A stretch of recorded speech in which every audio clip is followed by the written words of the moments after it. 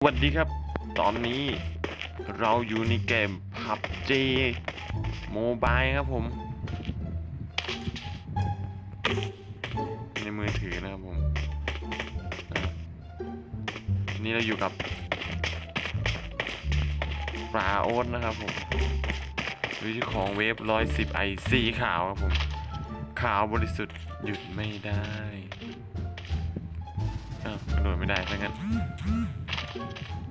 โอ้ตายเหมือนผมเล่นไม่เป็นอ่ะอะไรประมาณนี้แหละ PUBG Mobile สามารถโหลดได้แล้วที่ลิ้นรัวสามารถโหลดได้แล้วที่ Google Play Store ไม่ใช่ Google Play Store Play Store เล่นได้ทั้ง iOS และ Android ตอนนี้ผมไม่มีปืน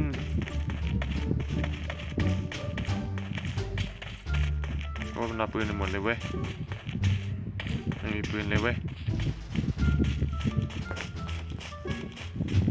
ยิงขู่มันนี่ยิงขู่มันยิงขู่มันครับผมอีโอ๊ตกูไม่มีปืน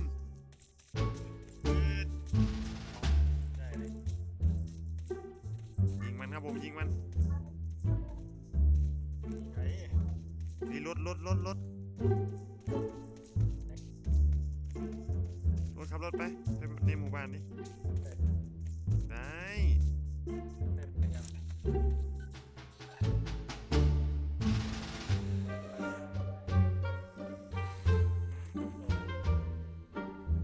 คนกันไหนในพับจีอ่ะ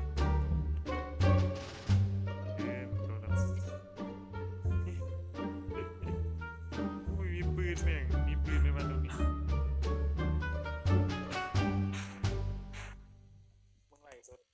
นี่กูบันทึกอัดคลิปเมื่อกี้กูอัดไปแล้วได้ที 1แล้วให้แม่งไฟล์เสียอัดได้แค่ตรงช่วงสุดท้ายวะ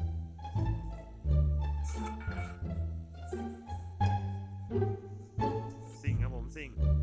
จะมีสิ่งมาเองครับผมเป็นสิ่งให้มันโทรไปครับนี่บ้านต้องมีปืนเลยนะ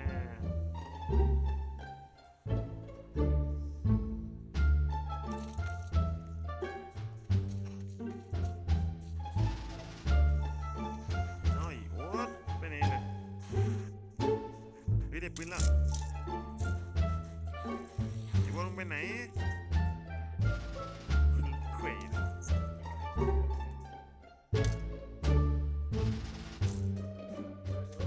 แบบนึงไม่ได้สโคป8ว่ะแบบนึงเอาปืนก่อนนี่ไปไหนแบบนึงทางไหนวิ่งโดนเรียบร้อยนะคนละคนสรุปกี่คน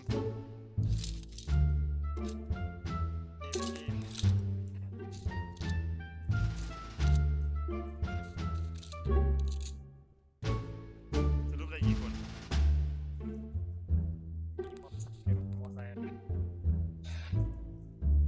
เดี๋ยวนี่แม่งเท่ดีป่ะเอารองเท้าเลยกูปวดหมดเลยกูมาเลยนะมอไซค์อยู่ไหน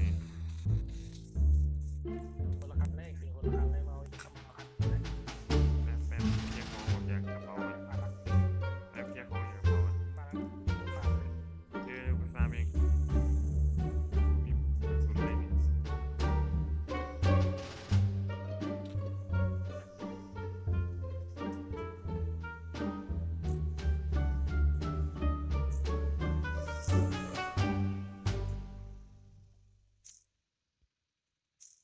โอ้ยมึงใช้ปืนอะไรอยู่ตอนนี้ฮะไอ้วอด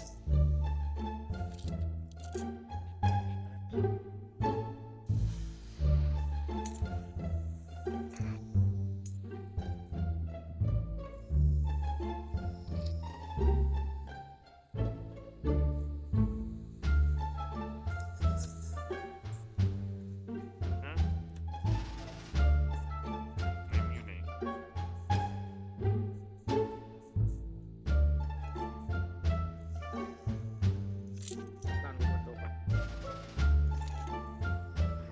ไอ้เหี้ยถ้าฝนตกเนี่ยกูรุดเลยเหรอไปมาเลยกูดันแล้วครับดันมาเฮ้ยกดมีคนขับรถหลังยิงว่ะมีคนยิงกันน่ะไม่มีคนยิงกันแดงๆอ่ะ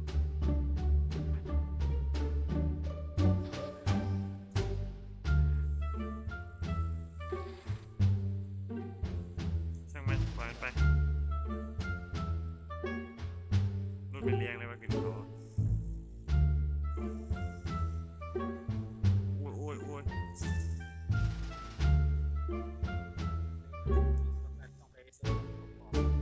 อยู่ไหนวะ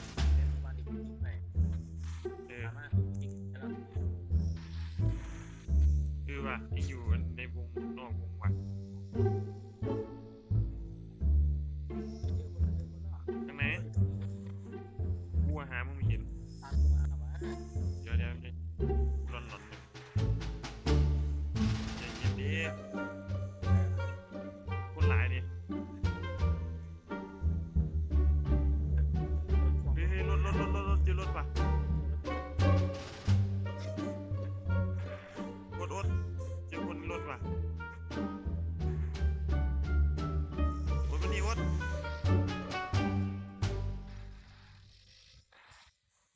เจอคน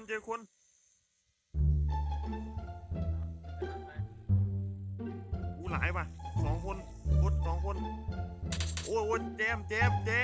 โอ้แจมเราแล้วแจมมาอยู่แล้วกูไปแล้วเฮ้ยโอ๊ตเอามันก่อนมันมา2 ตัวเองไอ้โอ๊ตแบกมึงซิ่งอย่างเดียวเลยมึงเฮ้ยคน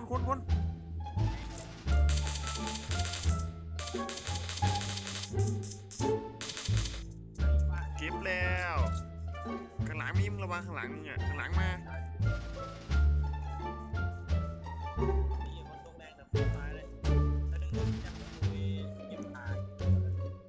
เฮ้ยมันมีคนมา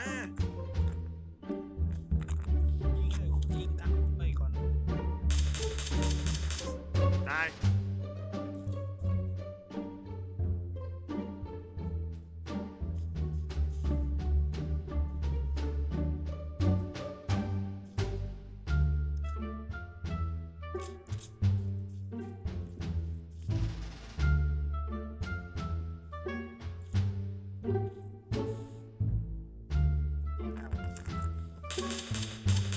ายคิว4เคลียร์แล้วไอ้พวกที่วิ่งตามกูมาเมื่อกี้แหละเคลียร์หมดแล้วเฮ้ยเดี๋ยวลืมไปรูดของกูลืมไปรูดของไอ้เหี้ยขาเขาลืมรูดของไหนวะกล่องหายวะเฮ้ยมันอยู่ใต้ตรงไหนวะเอาเฮ้ยมันตายตรงไหนวะโอ้นี่โอ้จะชนกู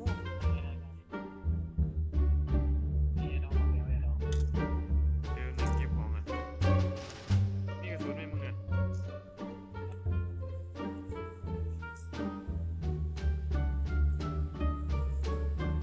อยู่ไหนนี่ขึ้นด้วยกันเวลาเจอคนจะได้ช่วยกันยิงไปเอากดเด้งว่ะไอ้โอ๊ตเน็ตกูรูด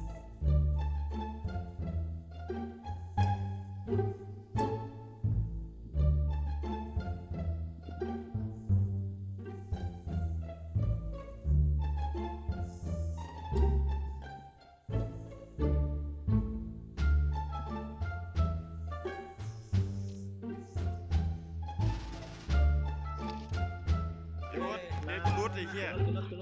เน็ตกูรูดใช่เน็ตจะของล่ะฝนมันตกอย่างงี้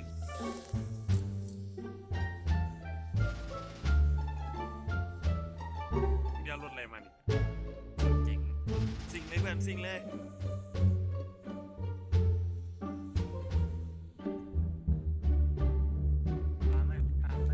ไม่ต้องฟาร์มมีคนฟาร์มหรอกอะไรไปเลยไปหาแอร์ดรอปดีกว่าเขาวงดีกว่าวงมันบีบเร็ว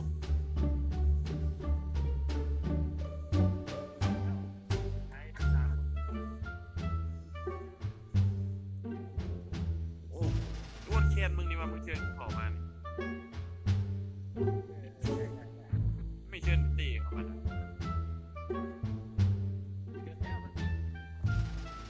ังมันดูว่าพรุ่งนี้มาหลินนำกันดีกว่าวะกูบอกไอ้เต้แล้วมานั่งหลินนำกันแล้วจะถ่ายกูจะถ่ายเอ้ยวันตกน้ำกูจะถ่ายในคอมนะถ่ายรูปถ่ายวิดีโอพวกเองนั่งหลินนะถามไปเลยถามไปเลยเออปูนโอ้เอ้ยรถไม่ใช่เรือนะเว้ยเฮ้ยมึงอย่าไปลงอันใหญ่นะเว้ยอันใหญ่จมเลยนะเว้ยไม่ฟาร์มเราเองของพูดเต็มละพอละนะขาคนเนี่ยเดี๋ยวปะเครื่องบินขับตามเครื่องบินโน้ตขับตามเครื่องบินไปขับไปเลยไหนวะ